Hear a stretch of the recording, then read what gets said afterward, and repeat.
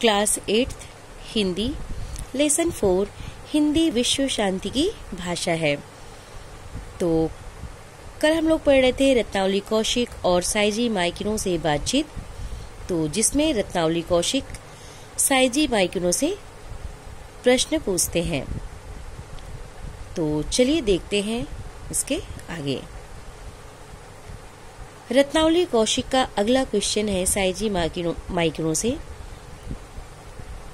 ये बताइए कि आपकी हिंदी यात्रा की शुरुआत कैसे हुई। तो साइजी माइकिनो बताते हैं, सच तो यह है कि हिंदी की कृपा से मेरा जीवन चल पड़ा, वरना रोजमर्रा की जरूरतें पूरी करना मुश्किल हो जाता। उन दिनों ग्वालियर में बिरला फैक्ट्री में जापानी तकनीक से एक फैक्ट्री लगाई गई। जापानी इंजीनियरों को हिंदी नहीं आती थी और फैक्ट्री में काम करने वाले भारतीयों को जापानी।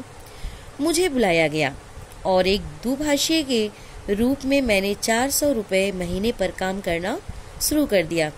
यहाँ मैंने 4 साल काम किया और हिंदी में बहुत से लेख लिखे जो विभिन्न पत्र पत्रिकाओं में प्रकाशित हुए।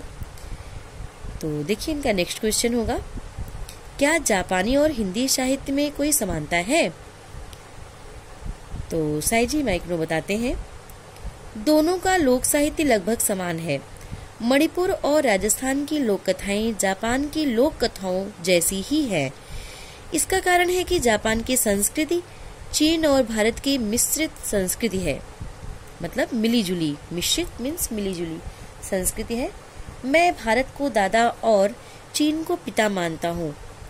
हिंदी विश्व शांति की भाषा बने और मैं जीवन पर्यंत इससे जुड़ा रहूं, यही मेरी कामना है। तो देखिए इनसे अगला क्वेश्चन है, जापान में हिंदी की क्या स्थिति है। तो ये बताते हैं, जापान में भारतीयों और हिंदी भाषा का बहुत अधिक सम्मान है। जापान की 2 नेशनल यूनिवर्सिटी ओसाका और टोक्यो में बीए और एमए स्तर पर हिंदी पढ़ाई जाती है। भारत के लिए यह गौरव का विषय होना चाहिए। यहाँ के लोग भी जापानी सीख रहे हैं। पहले यहाँ सिर्फ सर्टिफिकेट डिप्लोमा कोर्स था, अब बीए कोर्स भी है और हर साल बहुत से लोग बीए की परीक्षा में बैठते हैं। मेरा यह मानना है कि भाषा देशों को भावना के स्तर पर जोड़ती है। जापानी में संस्कृत शब्द भरे पड़े हैं। इन दिनों बंगाली भाषा भी जापान में जोर पकड़ रही है, क्योंकि कलकत्ता एशिया का दरवाजा है।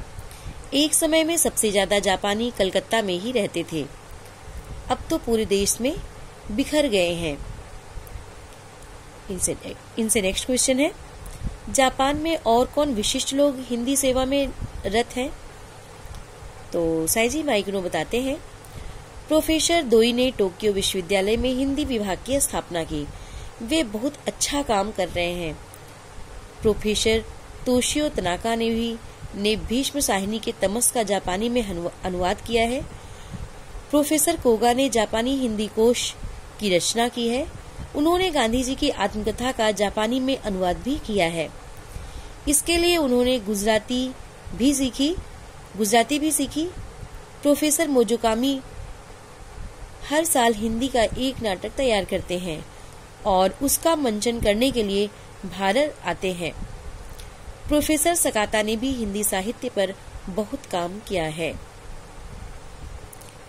तो आज बस इतना ही, आगे कल।